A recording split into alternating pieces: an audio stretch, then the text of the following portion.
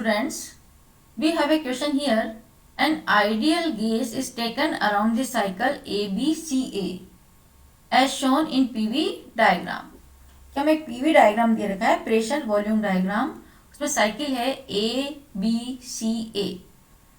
Now the net work done during the cycle is equals to, हमें बताना है कि इस प्रोसेस में साइक्लिक इस जो भी हमें प्रोसेस दे रखा है ABCA, इसमें work done net work done कितना होगा. 12 P1V1, 6 P1V1, C 5 P1V1 and D is the P1V1. Now net work done in cyclic process. Net work done in cyclic process.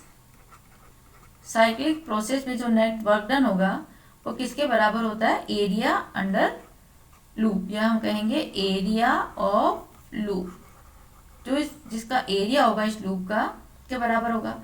अब देखिए जो लूप है हमारा, जो साइक्लिक सिस्टम है, this is a triangle, this is a triangle ABCA जो है, this is ABCA, इसकी क्या शेप है, this is in triangle shape. इसको ऐसा नहीं बना के हम बना देंगे, इसको ऐसे लिख सकते हैं हम, this is in triangle shape. तो ट्राइंगल का एरिया क्या होगा, half into base into height.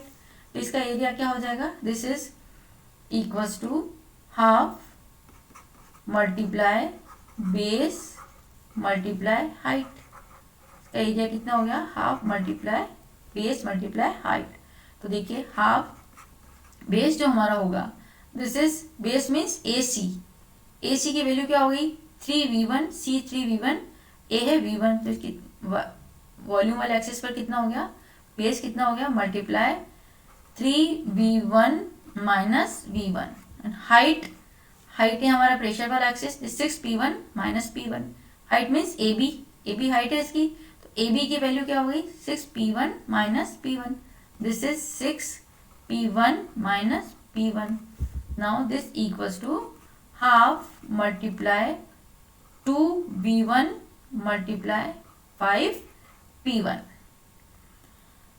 2 से 2 कैंसिल आउट हो जाएगा, तो जो वैल्यू निकल के आएगी, this is 5P1V1. This is the area of loop, और हम कह सकते हैं कि work done, this is the net work done during the cycle. This is net work done during the cycle. तो आंसर हो गया हमारा option C, 5P1V1. Option C is the correct answer. Here